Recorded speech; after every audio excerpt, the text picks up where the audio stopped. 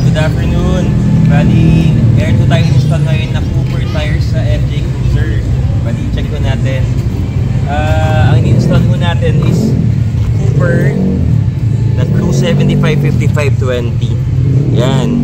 So, gumamit na po ako ng BF Goodrich, ng Federal, marami na pong brand.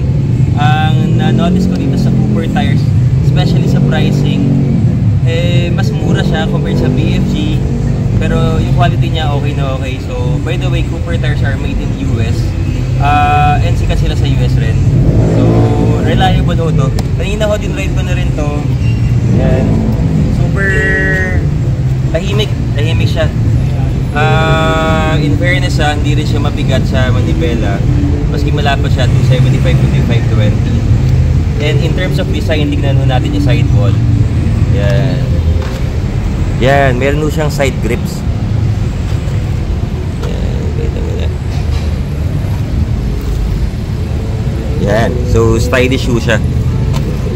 So if we have extra budget naman na hindi naman sobrang taas, you might consider Cooper tires. Yan. So Cooper tires po available at our wheels, BF Goodrich, lahat ng premium brands. So ito yung naging choice of tire natin for the FJ Cruiser. Una-una, yung road noise po, consider po natin lagi yun. Sobrang okay po siya, tinestry po natin. Malambot sa manibela and okay na okay po siya sa road noise. Hindi po siya masakit sa tainga, especially at high speed. So ito, pakita natin yung sakit. Yan.